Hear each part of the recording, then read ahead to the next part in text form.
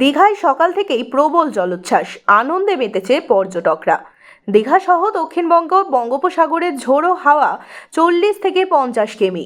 19 থেকে 22 জুলাই পর্যন্ত এমনটাই থাকছে আবহাওয়া, জানিয়েছে আলিপুর আবহাওয়া দপ্তর।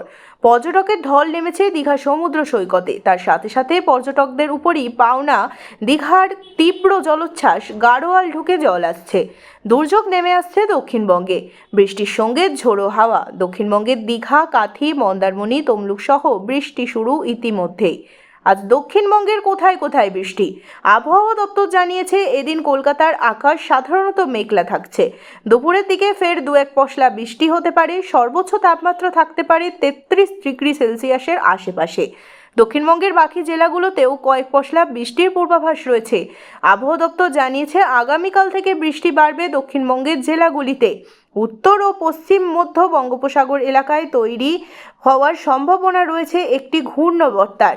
আলিপুর আবহাওয়া দপ্তরের অনুমান, এই নিম্নচাপ বা ঘূর্ণাবর্তটির প্রভাব দক্ষিণবঙ্গে তুলনামূলক বেশি পড়বে। তাই সপ্তাহান্তে বৃষ্টির পরিমাণ বৃদ্ধি পাবে দক্ষিণবঙ্গের জেলাগুলিতে।